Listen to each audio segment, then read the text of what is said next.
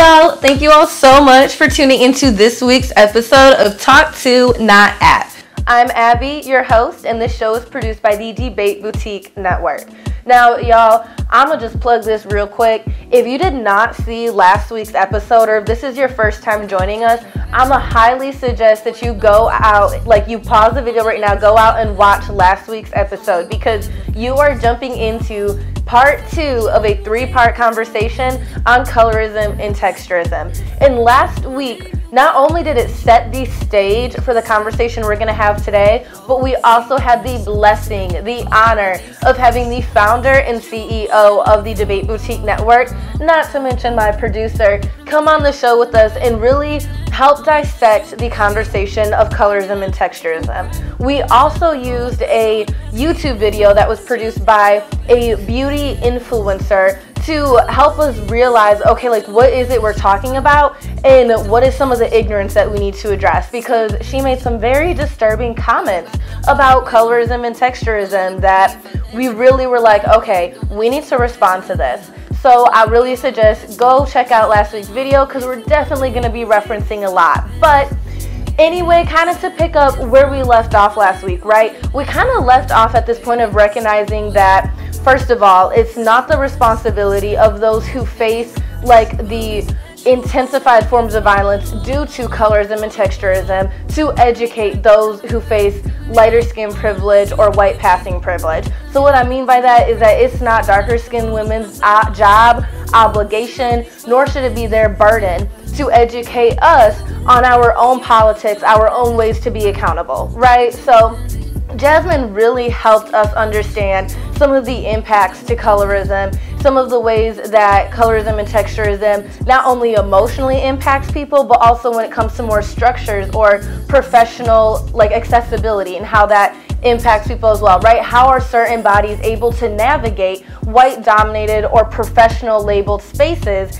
easier than other bodies are able to navigate it? So Jasmine really helped us also understand that because of the ways these structure works, that burden often falls on darker skinned black women and black women who have more textured hair patterns to educate those who benefit from these structures, right, on these issues. So we kind of talked about how Brianna Monique's video, she already was receiving a lot of, not a lot, but there were several amazing responses by darker skinned black women who were like, no, this ain't it, this ain't okay, right? And Jasmine kind of was like, okay, that seemed like it's great that people continue to respond, but it's almost as though like it's expected that darker skinned black women have this obligation to respond, right? They have this obligation to teach Brianna Monique about her politics, when that's not the way it is, baby. Like, we need to do better. We need to start teaching ourselves. We need to start being accountable. So this week, we really need to talk about accountability, because not only that, after Jasmine blessed us with her time and gave us this amazing conversation, people really wanted to show out, okay? I was sitting here like, what is this comment under this video? Somebody decided to respond and say that colorism and texturism is cute. It gave me very like pick me white people vibes. You get what I mean? Like, oh, I'm gonna be the person who sits here and makes my Twitter handle like light skin beauty or mixed chick or curly head, right? No, that's not cute. That's actually very, very ugly. The personality is not giving anything. So this week, we're going to talk about accountability, and we're also going to talk about the journey and the process of like self-education to get to that point of recognizing and also making space when it comes to a conversation of like colorism and texturism. But before we jump into that, right, before we upload ourselves into accountability and into the process of education, I want to make sure that we're all kind of like on the same page when we're using certain terms. When it comes to terms of texturism, colorism, right, light skin privilege or white passing privilege, because these, I think one of the issues when we have these conversations is that we begin to conflate things. We begin to think that one thing means this and that this means that. No.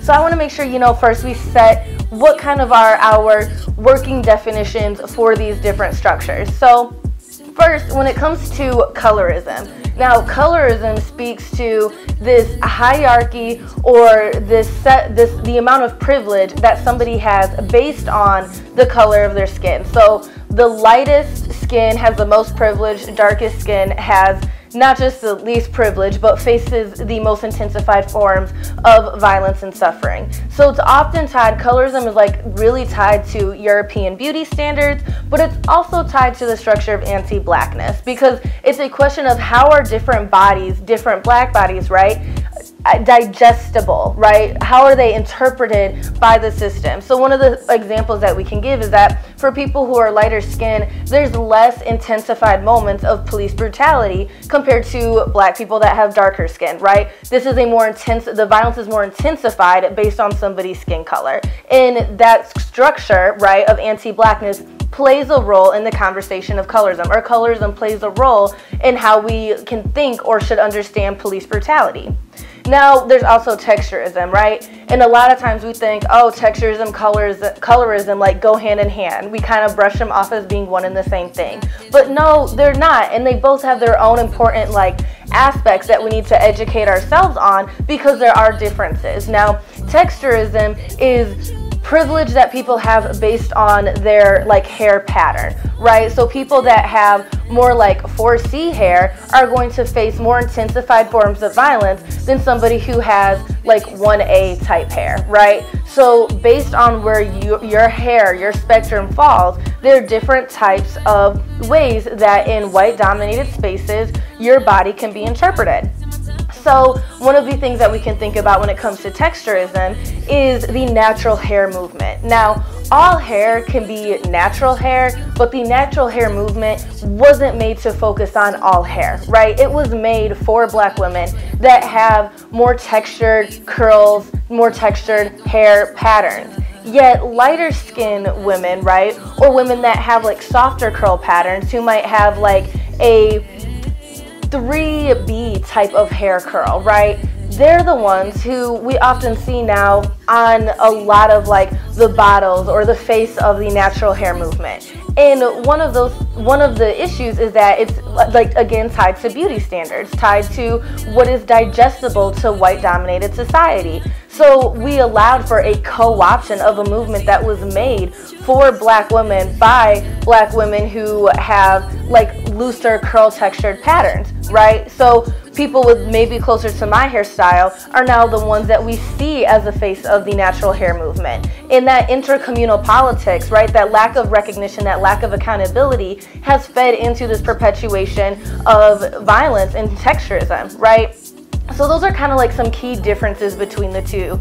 And when we also say light skin privilege, right? Light skin privilege is tied to colorism, right? Where if you have lighter skin, you have more privilege. Now, white passing is different, right? Passing privilege is when you can present yourself as not being black in certain spaces. You can turn on and off your blackness, okay? So for me, for example, when I straighten my hair, I definitely present differently than I do when I have my hair curly. Yet it's a privilege that I have because it's also tied to me being lighter skin, right? To me having certain features that people may think, oh, she may be able to pass for a different ethnicity outside of black. Now, again, none of these conversations, right, are always set in stone. For you will always be interpreted this way in this space. But it's a question of your own presentation fluidity, right? And the only ways that you can really become aware of colorism and texturism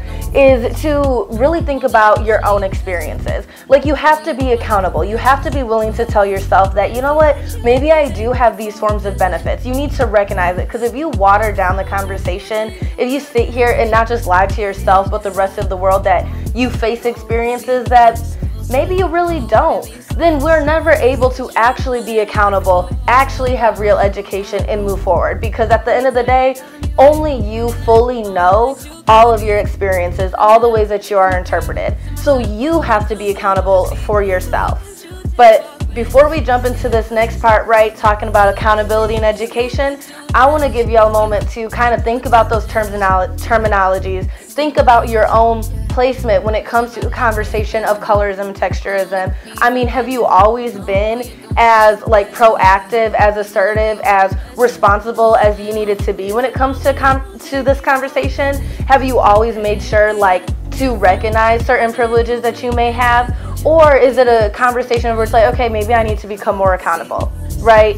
Or maybe, you know, other people are here because they're like, yeah, I want to hear how light-skinned women can do better at being more accountable, because right now it's not giving. I mean, I'm not sure what everyone's experiences currently are, but I think let's take a moment, right, and really upload ourselves into this conversation. Think about your experiences. Think about what you want to get out of this conversation. I know I'm going to do that for myself, so let's take a minute, y'all, and breathe.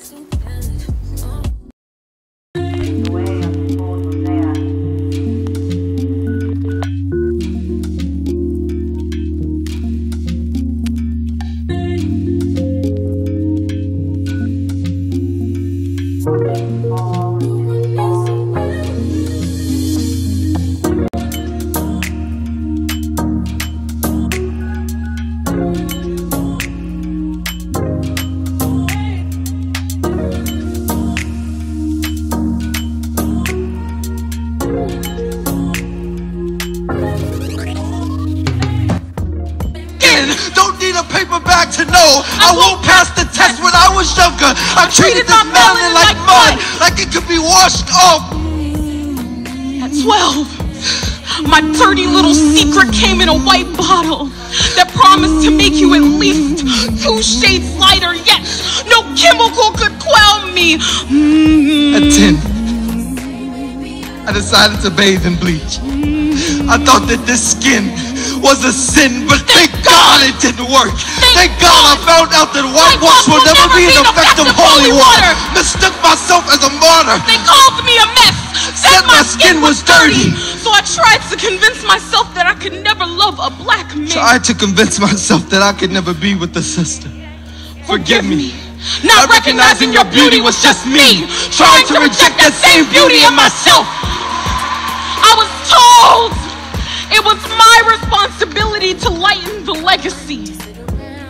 Like my color could be erased. Like it is easier to be a lighter shade. People have always tried to question blackness, but now we have to ask Rachel for our identity back. Stop it with the light skin versus dark skin. Who gives a fuck if you can't win the game? They're trying to reduce black to ash while you put up hashtags. Listen, they do not believe Black Lives Matter. If they did, why are we still being murdered? In every shade, can't even pray while black. Our skin is too holy. Our skin has always been targets. Ain't no hiding. Ain't no safe. This skin has never given me the option to dismiss it. My dark can do damage. My dark can rip your race apart. I am black. I am a celebration. Call me ugly, and I'll summon my black girl magic to swallow you whole. Call me dark, and I'll be sure to show this world the light. This black is magic. It is not a mistake. Black is beautiful. And this shade, in this shade, in this shade.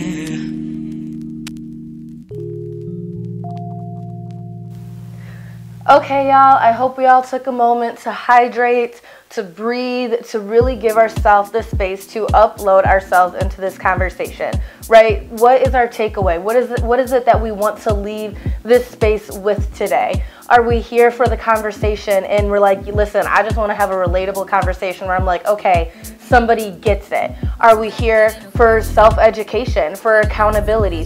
What is it that's the goal for today? Because honestly, if we aren't in a mindset for those who need to be accountable, to be ready to be accountable, then we become part of the problem. And that's not what we're about to do here, okay?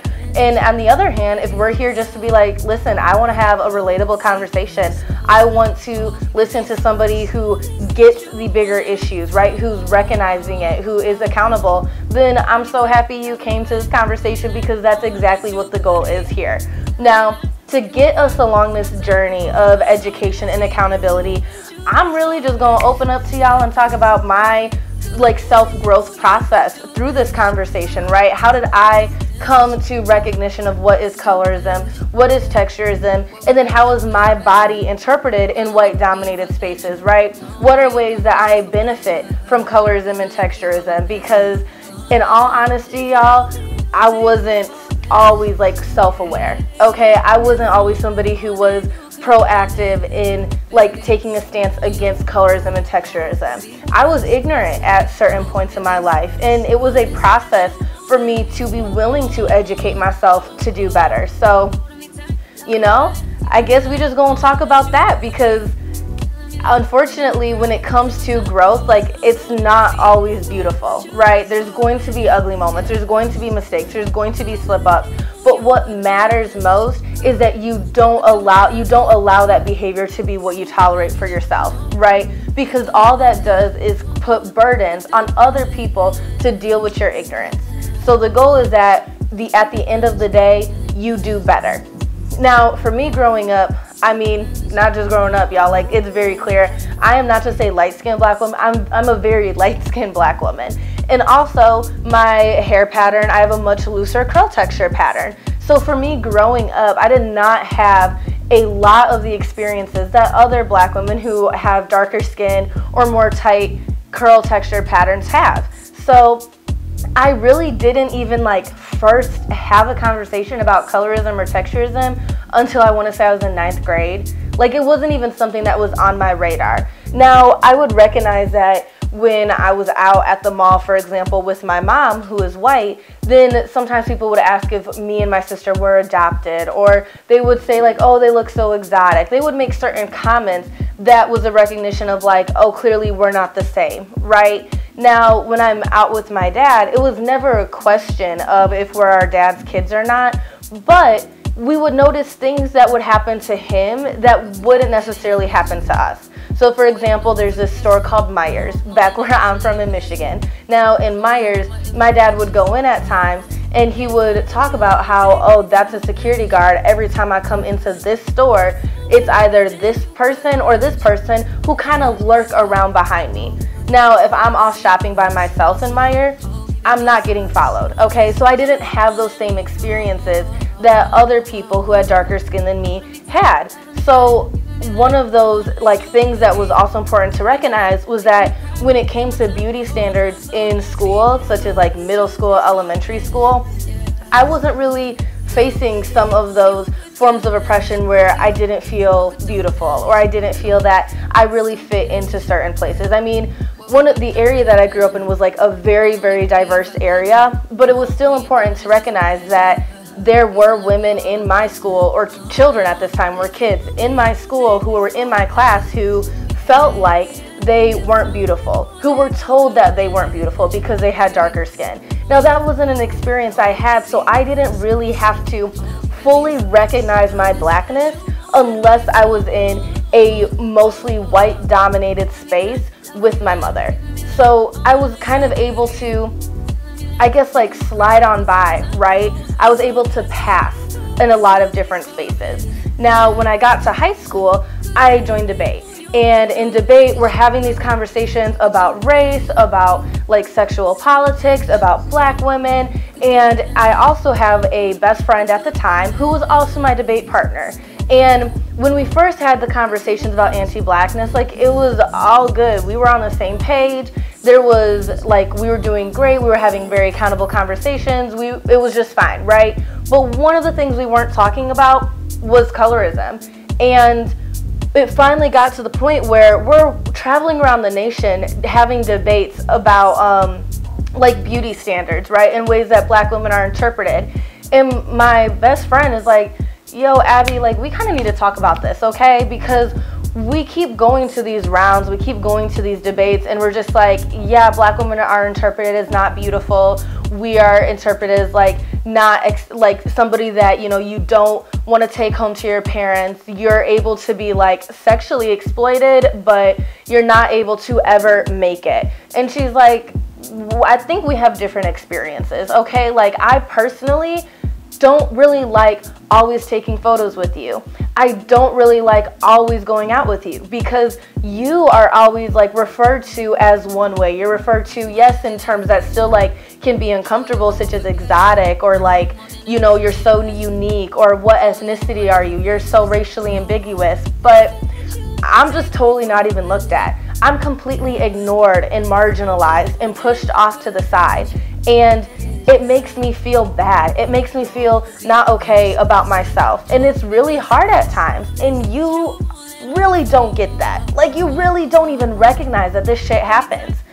And y'all, like, that was really the first time I was like, dang, like, this is somebody who I love and I care about so much. And while I'm not trying to do things that are hurtful, like, you don't even want to post photos with me on social media, like on Instagram, which at the time, y'all, Instagram was like huge for us, right? Posting photos all the time. Snapchat, huge for us. So I'm like, okay, like that, I felt like I took it wrong, because I felt like, well, that hurt me. You being vulnerable, you opening up and being honest about how beauty standards make you feel, how colorism and texturism make you feel, how my ignorance makes you feel. I still recentered myself. I still was like, dang, like, I'm hurt that you think I do this stuff intentionally. I'm hurt that you feel like you don't want to always be with me. Like, why do I now have to miss out on time with my best friend because of these issues? I didn't handle it right, y'all. I still had some growth to do. And unfortunately, the start of my education became the burden of a darker skinned black woman. It became the burden of somebody who really loved and cared about me, but was really struggling with their own self-recognition because of me.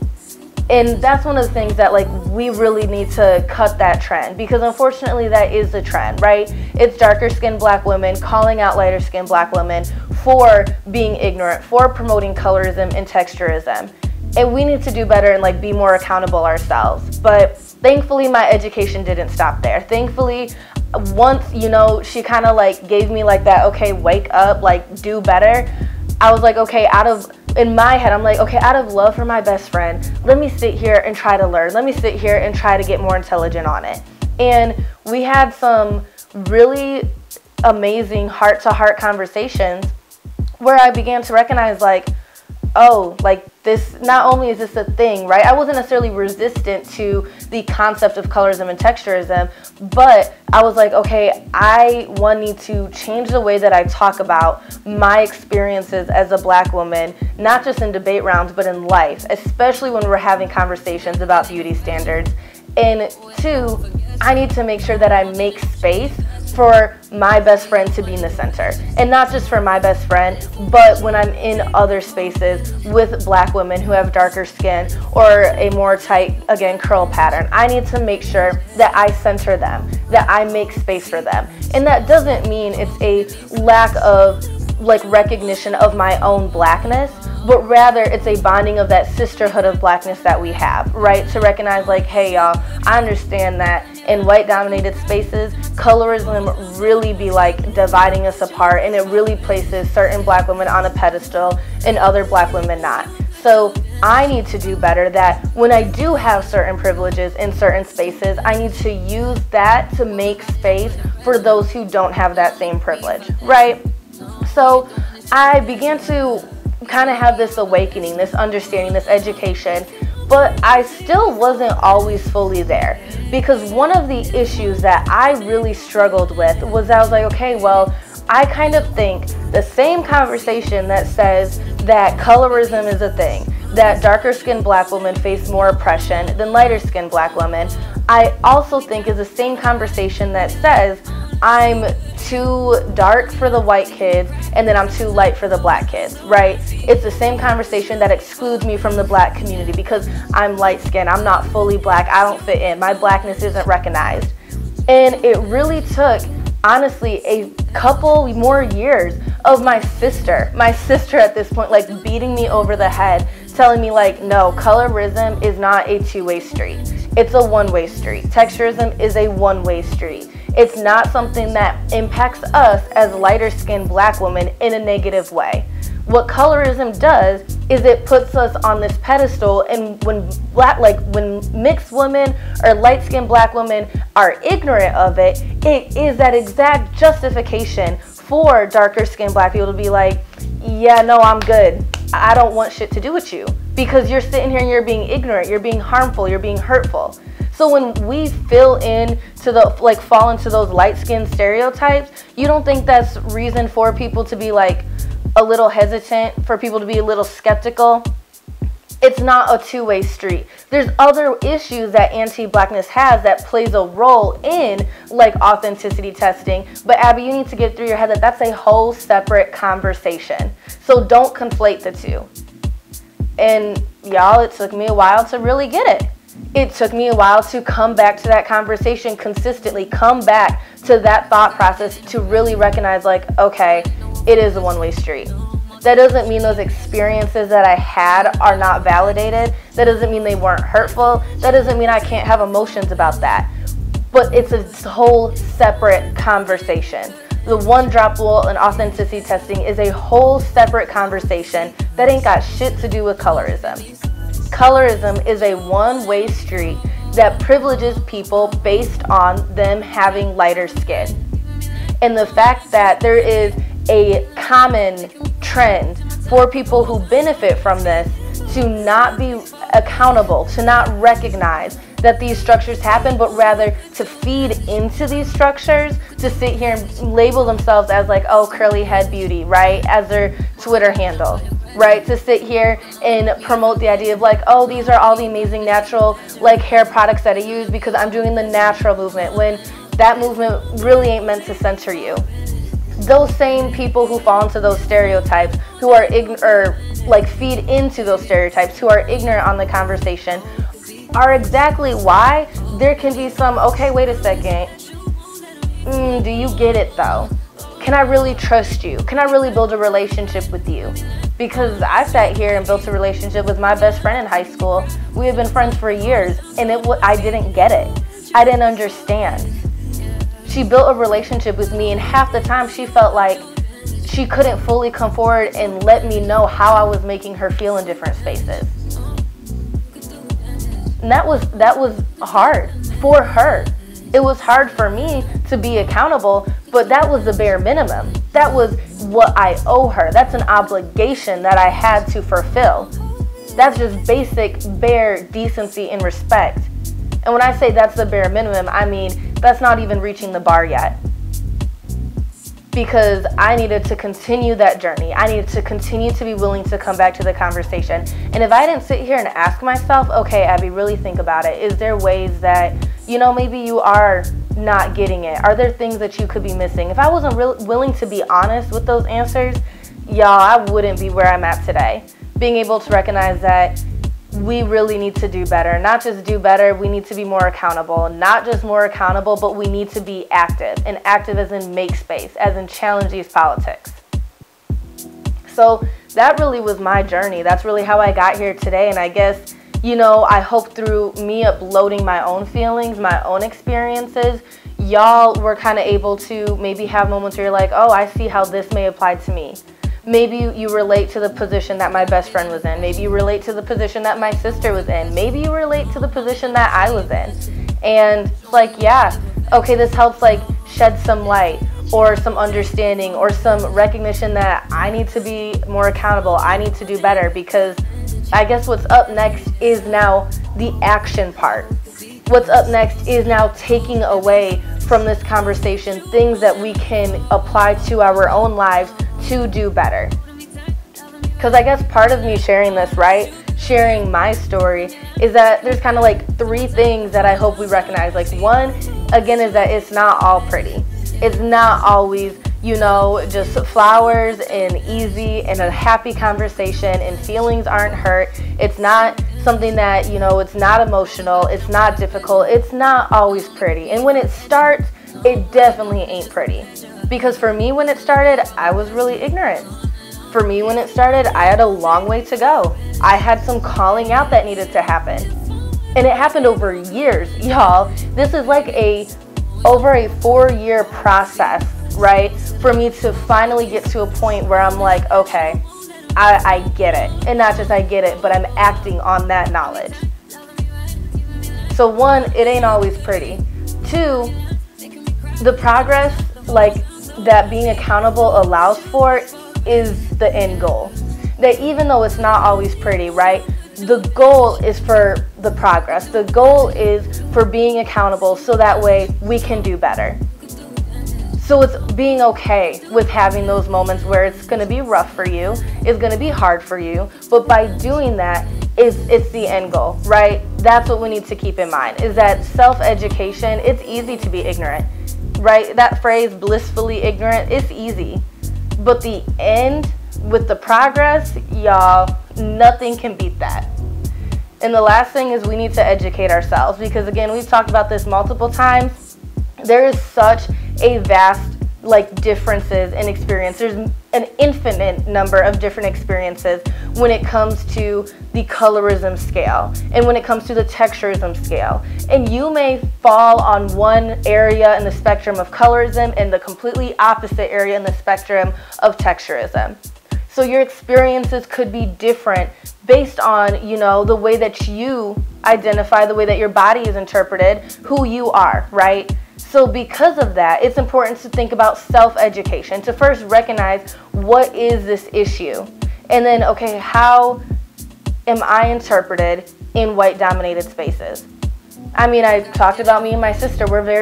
We had very different experiences. Everybody knew we were sisters. That's the funny thing. Everybody knew that we were sisters. But there were times I would get way more comments about my racial and my racial identity being ambiguous than she would. It was never a question if my sister was black. For me, it was like a 50-50 shot. Someone may be like, oh yeah, clearly Abby's black. Other people are like, I don't know what the heck she is. So even though we had the same mom, the same dad, we had very different experiences. So I hope we kind of take away like those 3 things to move forward for what's up next. And again, it's not just a conversation, it's not just self-education, but then it's being proactive in spaces. It's making sure that you, 1, don't take up more space than you should be, and 2, you make sure to center darker skinned black women when it comes to like giving up your privilege to make space for others. When it comes to the conversation of texturism, right? Natural hair movement ain't for hair like mine. It's not that my hair can't be natural, but it was a movement to help women who suffer from the idea that they must perm their hair. They must always straighten their hair, right? Their hair is not beautiful naturally. The movement was made to let them know that they're valued, they're beautiful. So me entering that conversation and being like, yeah, me too. No, sit down, sit down. But I guess on that note, y'all, right, recognizing the things that we need to do to move forward, recognizing how we have to make space, right, recognizing how we have to be self-accountable. I hope that you all enjoyed this second part to our 3-part series, and I really hope you all come back next week for the last summary of our conversation, right, on colorism and texturism, because we're really going to close it out next week. And I really hope that, you know, we were able to follow through with all 3 of these parts, so that way we really like move forward, we really do better, and we really recognize like there's some changes that we need to make in our own personal lives. And on that note, y'all, I really hope that, you know, you all enjoyed this episode. I really hope y'all tune in next week as well. So make sure you subscribe. Make sure you hit that notification button so you know when our 3rd part in this 3-part series on colorism and texturism drops.